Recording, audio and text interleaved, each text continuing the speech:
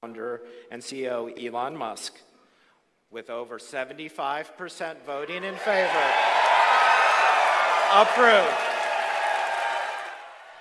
Son las 7 de la mañana, son las 6 de la mañana en Canarias. Elon Musk se va a convertir en el primer trillonario de la historia, en el primer billonario de la historia. Ha arrasado en la Junta de Accionistas, que con más de un 75% de los votos dice sí, en la próxima década Elon Musk podrá cobrar $1 trillón y se convertirá en el hombre más rico del planeta. Hasta ahora, según el libro Guinness de los récords, era Rockefeller quien ostentaba ese cargo si trasladamos los dólares de la época de Rockefeller a la actualidad. Para que Elon Musk reciba una remuneración de $1 trillón, deberá cumplir una serie de hitos. Entre esos hitos, multiplicar por 6 el valor de Tesla en bolsa, lanzar al mercado 20 millones de vehículos eléctricos y desplegar 1 millón de robots humanoides, un ejército de robots. Elon Musk es el hombre de la noche en los Estados Unidos, en Austin, en Texas. $1 trillón en la próxima década, mientras en España estamos preguntándonos cómo es que está desapareciendo la clase media. Buenos días.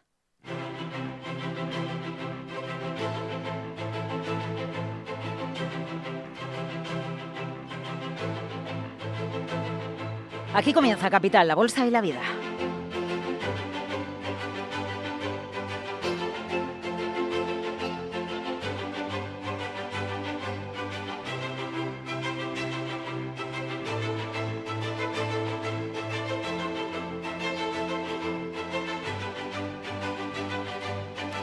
Muy buenos días. Los futuros americanos subiendo tras la caída de la jornada del jueves. Y hay un dato que es el que inquieta y mucho al mercado. Hoy es viernes, deberíamos tener el dato del mercado laboral, el paro de Estados Unidos, y no lo vamos a conocer por el cierre de la Administración Federal Americana. Tenemos datos privados y los datos privados son devastadores.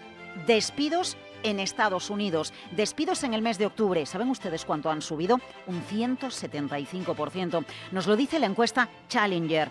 153.000 despidos en Estados Unidos durante el mes de octubre. ¿Y saben ustedes cuál es el sector que ha liderado los despidos en la empresa privada en Estados Unidos? La tecnología, porque la tecnología, los robots, la inteligencia artificial está empezando a suplantar al hombre y las máquinas hacen un trabajo más adecuado del trabajo que hacemos los humanos. Es un termómetro que inquieta en Wall Street.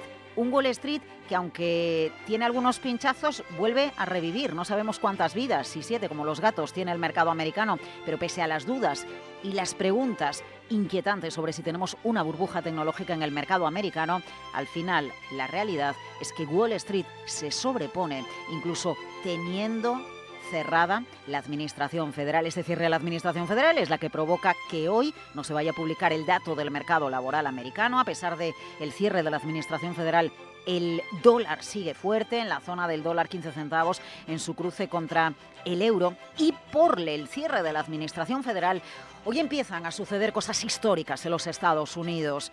Cancelaciones en los aeropuertos, principalmente el de Nueva York, el de Los Ángeles y el de Chicago.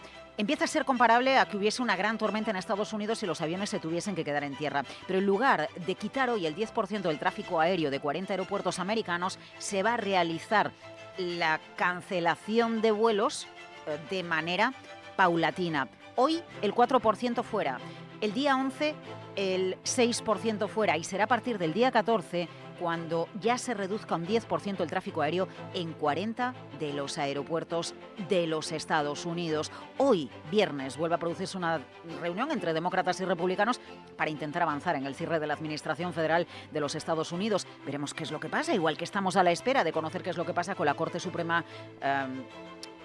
Federal americana respecto a ese diagnóstico preliminar que ha hecho de que los aranceles de Trump no han lugar. Y Donald Trump, la pasada noche, decía, bueno, es que para nosotros es una de las cuestiones más importantes en este momento en Estados Unidos, nuestra política arancelaria. Espero que ganemos este caso, creo que es uno de los casos más importantes de la historia de nuestro país. Mucho gira en torno a los aranceles como mecanismo de defensa y seguridad nacional.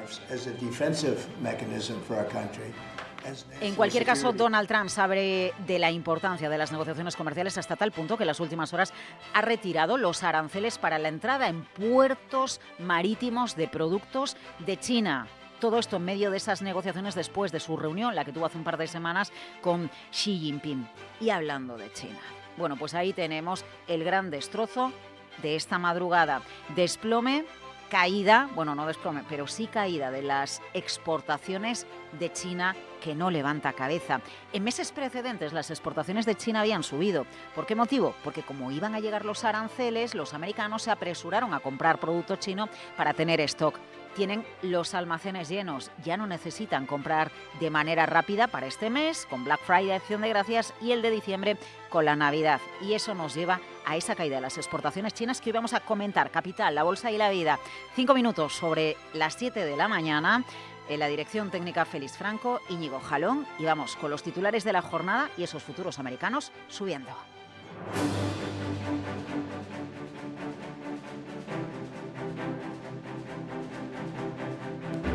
Futuros americanos subiendo, pero las bolsas asiáticas vienen con caídas importantes, correcciones importantes en el Nikkei de la bolsa de Tokio que superan el 1,5% y que vamos a repasar enseguida en los mercados asiáticos. Antes, entre las referencias más importantes de la jornada, bueno, muy pendientes de la COP y muy pendientes del espacio aéreo de los Estados Unidos. Miguel San Martín, la Administración Federal ordena una reducción del 4% en los vuelos previstos para hoy, para este viernes. Buenos días. Alega señales de tensión en el sistema que podrían afectar a la seguridad del tráfico aéreo. De todas formas, es menos de la previsión inicial que contábamos ayer del 10% en 40 terminales. Las de Nueva York, Los Ángeles y Chicago son las más afectadas. Se elevará a un 6% el cierre el 11 de noviembre y el 10% el día 14, si el cierre del gobierno continúa vigente. Esa fecha, el secretario de Transportes, Sindafi, reitera que la culpa es de los demócratas.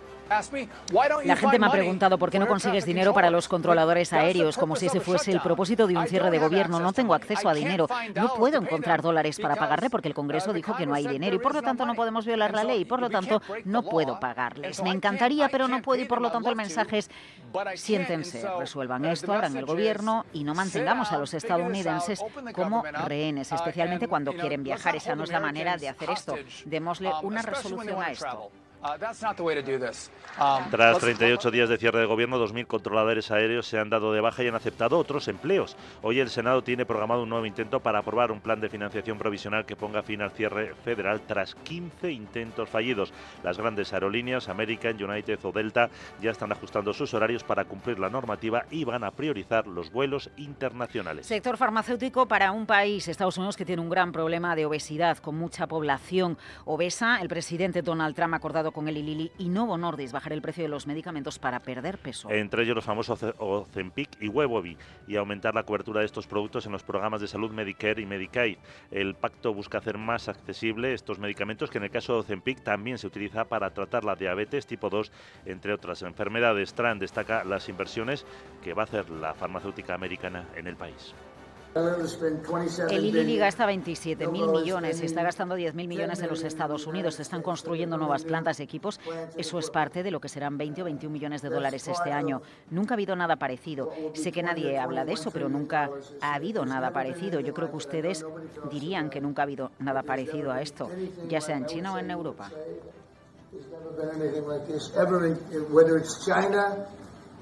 Los precios de Ozempic y Wegovy bajarán de $1.000 y $1.350 por mes, respectivamente, a 350 si se compran a través de Trump RX, la iniciativa del gobierno para vender medicamentos de algunas farmacéuticas a precio reducido. Bueno, Trump ha calificado de catastrófico que el Supremo dictaminase que no tiene potestad para activar los aranceles. La causa ha sido remitida por el gobierno al máximo tribunal después de que pequeñas empresas y 12 estados demócratas demandaran al Ejecutivo al considerar que el presidente hizo uso incorrecto de la ley de emergencia para establecer esas tasas. El representante de Comercio de Estados Unidos, Jamieson Greer, defiende los gravámenes. ¿Existen otras normas donde el presidente puede imponer aranceles? Por supuesto que los hay. Él utilizó AIPA, la ley de emergencia, porque era absolutamente el más adecuado para la emergencia que enfrentamos con el déficit y la deslocalización de la manufactura. Otorga flexibilidad que el presidente necesita. Quiero decir, se enfrenta a una emergencia, por lo que necesita poderes de emergencia. Creo que se observa lo que ha pasado con China en los últimos meses. Cualquiera que piense que no tenemos una emergencia económica con respecto a nuestras relaciones comerciales, creo que está viviendo bajo una roca. El propio Trump ha ido más allá, insiste en que los impuestos aduanales aduaneros son un mecanismo defensivo y que gracias a los aranceles el país goza de gran seguridad nacional y por eso cree que sería devastador perderlos. Bueno, devastador puede ser el impacto que tenga en el planeta que no consigamos limitar por debajo del 1,5% la subida de la temperatura, porque ello podría romper la cadena trófica, desaparecerían animales. Por eso importa tanto en la cumbre de la COP que se limite la subida de la temperatura. Guterres incluso habla de fracaso moral por parte de los diferentes países. Hoy segunda jornada de la cumbre, que empieza con críticas a Trump, porque es importante decir que la cumbre de la COP no está ni Donald Trump, Miguel, y tampoco Xi Jinping, los dos grandes líderes mundiales. Efectivamente, es la cumbre de los líderes, termina hoy y ya el sábado comienza lo que es propiamente la COP30. Anunciaban además de criticar a Trump el lanzamiento de un nuevo fondo global para conservar los bosques tropicales, porque se celebra en la ciudad de Belén, en la Amazonia brasileña. En el discurso inaugural, como dices, el secretario general de la ONU, António Guterres, califica la situación de fracaso moral y de negligencia mortal. El desafío es inmenso, pero las opciones son claras. Nadie puede negociar con la física, pero podemos elegir liderar o ser conducidos a la ruina. Elijan hacer de Belén el punto de inflexión, apoyen la ciencia, la justicia, apoyen a las futuras generaciones y les doy gracias. Algunos dirigentes no dudan en señalar directamente a Trump, a quien niega el calentamiento global y retiró además nuevamente su país del Acuerdo de París cuando volvió a la Casa Blanca hace 9 meses.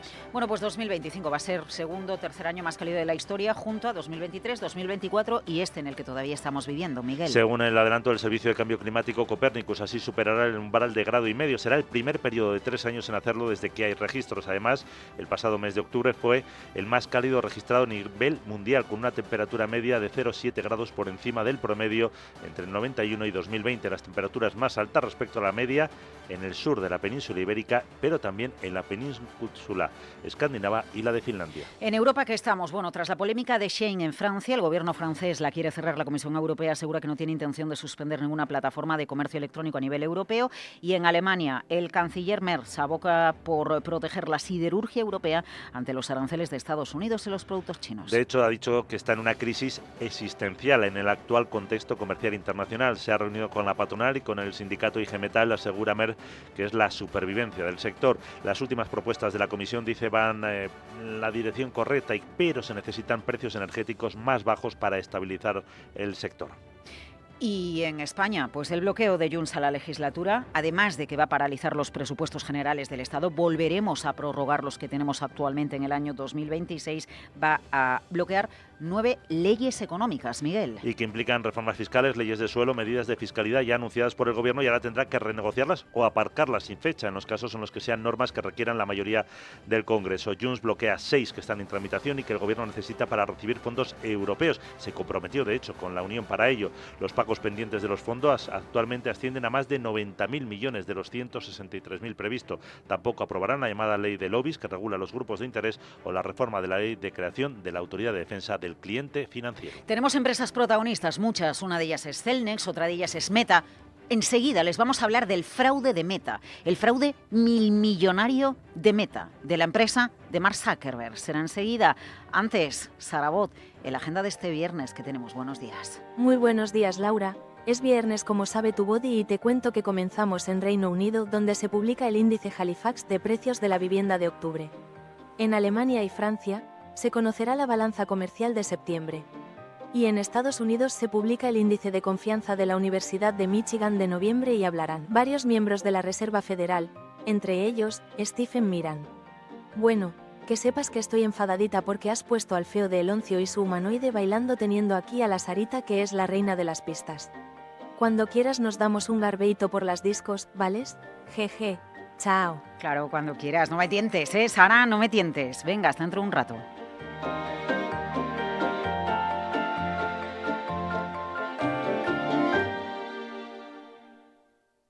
Nos vamos al espacio con Jeff Bezos. El máximo responsable, fundador de Amazon, lo es también de una empresa espacial. Se llama Blue Origin. Bueno, pues Bezos ha insistido este jueves en que tenemos que construir, que él quiere construir, centro de datos en el espacio y trasladar industrias contaminantes hasta el espacio. Dijo literalmente en el America Business Forum en Miami. Ya pusimos un montón de comunicaciones en el espacio, podemos empezar a construir fábricas en el espacio, podemos comenzar a construir centros de datos en el espacio. Jeff Bezos fundó Blue Origin en el año 2000 y asegura que en el espacio se obtienen 8 veces más energía solar por cada unidad aérea, con lo que se podría hacer centros de datos en el espacio y serían muy eficientes. ¿En la Tierra o en el espacio? ¿Ustedes qué prefieren? En los mercados nunca faltan motivos de inquietud. Recesión, inflación, tipos de interés, tensiones geopolíticas. Siempre hay un titular dispuesto a asustarnos. Álvaro Manteca, responsable de estrategia de banca privada de BBVA, nos explica cómo actuar frente a estos miedos. A este cúmulo de temores se le llama en la jerga financiera el muro de la preocupación. La realidad es que todos tenemos uno ante nosotros y todos tenemos que tomar la decisión de si escalarlo o no. Cada piedra del muro, ¿qué es? Pues representa un miedo del momento. Pero aquí lo importante y lo paradójico es que la mera existencia de ese muro es lo que permite que los mercados sigan subiendo. Sin incertidumbre no habría premio por invertir. Si no tenemos riesgo, la rentabilidad esperada no existe. La historia demuestra que a medida que los inversores vamos escalando ese muro con disciplina y visión de largo plazo, los mercados se revalorizan. Es decir, la rentabilidad nace precisamente de superar estas preocupaciones. El error que cometen muchos inversores es quedarse paralizado mirando el muro, y el acierto es avanzar, confiar en que cada obstáculo superado nos acerca un poco más a la cima, que son nuestros objetivos financieros. Banca privada de BBVA, 100% especializada, 100% a tu medida. Capital Radio. Escucha lo que viene. El próximo 12 de noviembre llega a Madrid la tercera edición de Mind, Madrid Investor Networking Day, el gran encuentro de la gestión de activos y wealth management. Más de 60 speakers, 30 expositores y 1000 profesionales reunidos en un solo día. Conecta con los líderes internacionales de la inversión. Entra en eventomind.com e inscríbete con el código CapitalRadio25. Colabora Ayuntamiento de Madrid.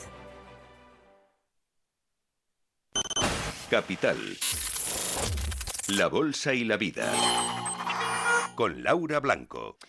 Bueno, y con Elon Musk, el CEO de Tesla, $1 trillón, $1 billón de sueldo en la próxima década, dice sí la Junta de Accionistas, si cumple una serie de hitos: disparar la empresa en bolsa, poner en el mercado un ejército de humanoides y vender muchísimos vehículos eléctricos.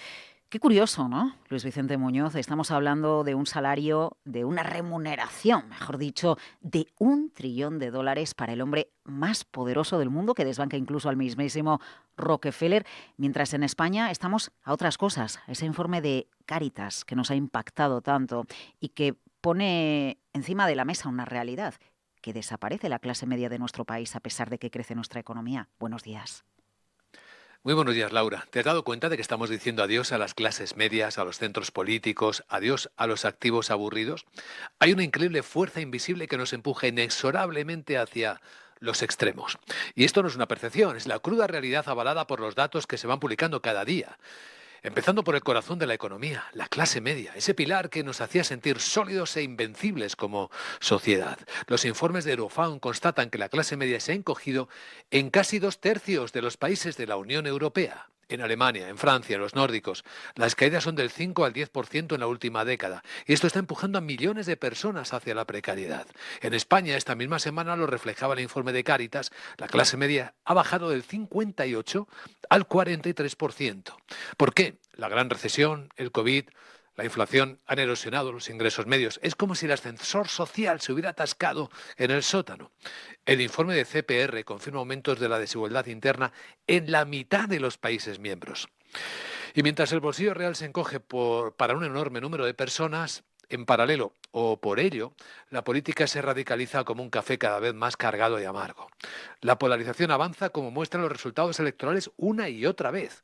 Lo comprobamos en la fragmentación del voto, en la violencia política en las declaraciones, en la corrupción, en los delitos inspirados por la política, además de las contaminadas y emocionales discusiones familiares. No me detengo en esto porque para azuzarlo ya está la televisión.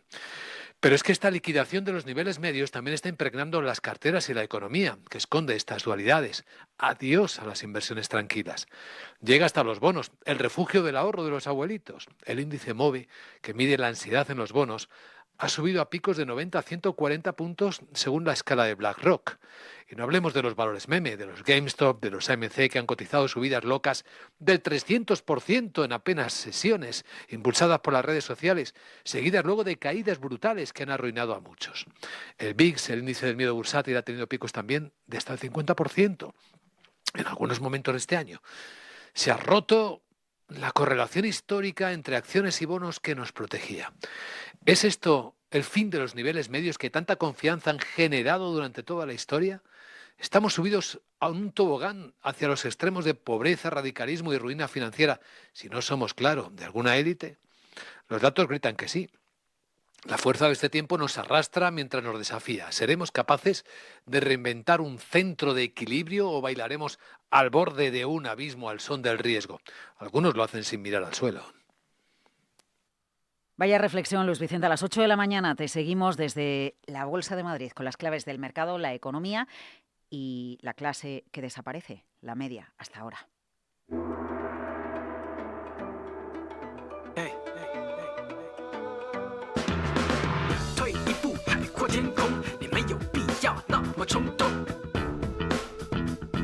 Recortes generalizados en las bolsas asiáticas, los más llamativos los del Nikkei de la bolsa de Tokio, ha llegado a caer casi un 1,8%. Hasta ahora se modera la pérdida en el entorno del 1,2%, caídas en todas las bolsas chinas. Bueno, las más acusadas, las del Hansen de Hong Kong del 1% y el Kospi surcoreano, bueno, le están dando bien. También había subido mucho, pero ha perdido los 4.000 puntos, una caída del 1,7%.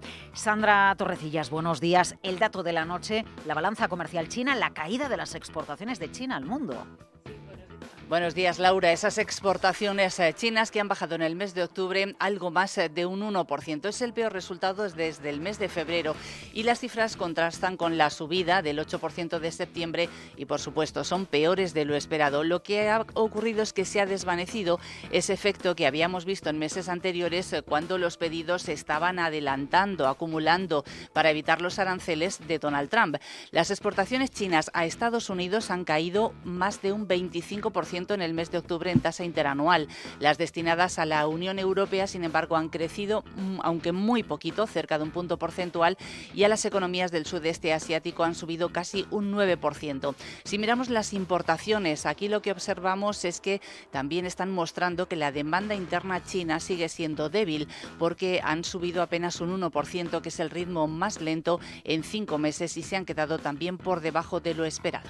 Protagonismo para esa fuerte caída de las exportaciones a los Estados Unidos. A Europa suben, pero muy poquito. Y la clave, por productos. ¿Qué pasa con las tierras raras y qué pasa con la soja, Sandra? Bueno, recordamos que China es el mayor exportador mundial de tierras raras. Tenemos el dato de octubre. Las ventas de esos minerales han subido un 9% respecto al mes de septiembre. Es el primer incremento mensual después de 3 meses consecutivos de descenso. Ha vendido China 4.300 toneladas de tierras raras, aunque no ha detallado ni qué productos se han vendido ni a qué países. El desglose lo van a hacer público el 20 de noviembre. Si miramos todo el año, las exportaciones de tierras raras han subido un 10,5%.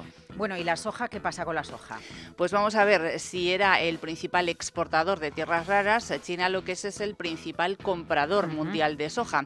En octubre esas compras han alcanzado un nivel récord para ese mes. Han subido un 17% en tasa interanual y han comprado sobre todo a Sudamérica, mientras que Pekín y Washington estaban inmersos en la guerra comercial. Las empresas lo que han hecho es apresurarse a comprar toda la soja que pudieron, con el objetivo de asegurarse una producción constante y evitar posibles aumentos de precio, sobre todo desde Brasil.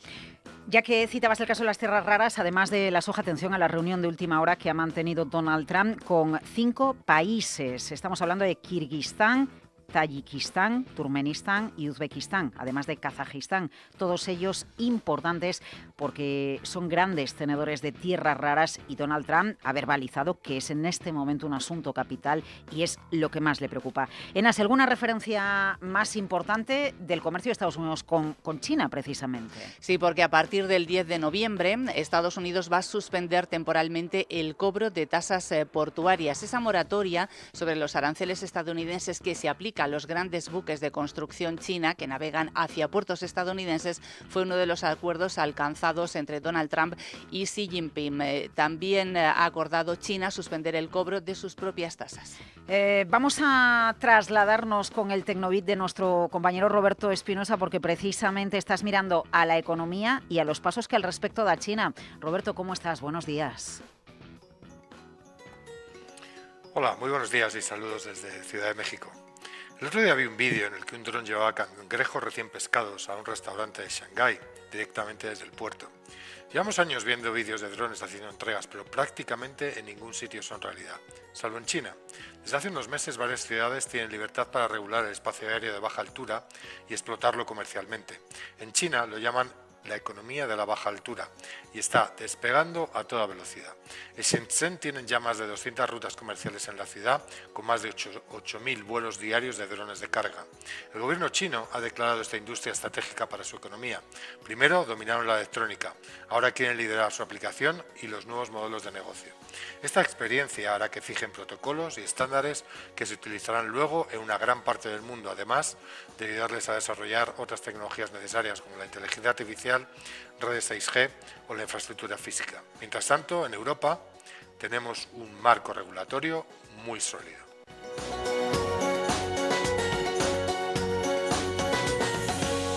Capital, la bolsa y la vida. Cambiando de tema, enamorarse a primera vista está bien, si se trata de personas, claro, porque si hablamos de enamorarse a primera vista de valores bursátiles o de cualquier otro activo, aquí mejor ir con calma. En banca privada de BBVA no creen en esa forma de invertir. Por eso, antes de hablarte de carteras o productos, primero te conocen bien de verdad y luego sus expertos diseñan una estrategia de inversión con una visión integral. Banca privada de BBVA, 100% especializada, 100% a tu medida. Entra en bbva.es y descubre más. Capital, la bolsa y la vida.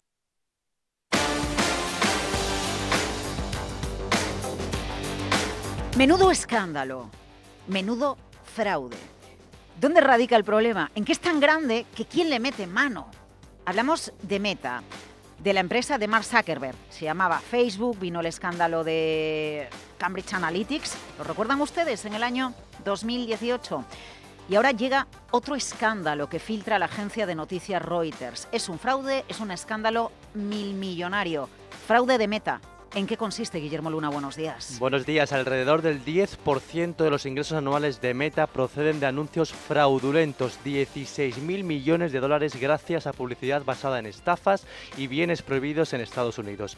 Estos documentos indican que solo en diciembre del año pasado la empresa registraba una media de 15.000 millones de anuncios de alto riesgo, es decir, con claras señales de que son fraudes, mostrados cada día en Facebook, Instagram y WhatsApp. Pero hay más aún. Solo en Estados Unidos, Meta admitía que estos documentos de sus plataformas digitales estaban involucrados en un tercio de todas las estafas que finalmente terminaban siendo exitosas. Y cuando los sistemas automáticos internos detectaban fraude con al menos un 95% de éxito, el anunciante sí que era bloqueado, pero cuando era menor, por ejemplo un 94%, lo permitían. Ha estado permitiendo Meta la inserción de este tipo de anuncios, cobrando, eso sí, una tarifa más alta al anunciante como penalización. Los responsables de Meta se enfrentan ahora a una cuestión clave. ¿Hasta qué punto permitió la empresa de Zuckerberg ese modelo de negocio rentable, aunque ligado al fraude? Según los documentos, Meta evaluó que parar esos documentos a esos anuncios abruptamente podría reducir drásticamente su inversión y su crecimiento en áreas clave para ellos, como por ejemplo la inteligencia artificial. ¿Cómo puede ser una empresa consciente de anuncios fraudulentos y no retirarlos? ¿Porque le genera millones? Bueno, será por eso, porque hace caja para que quitar lo que no se puede hacer.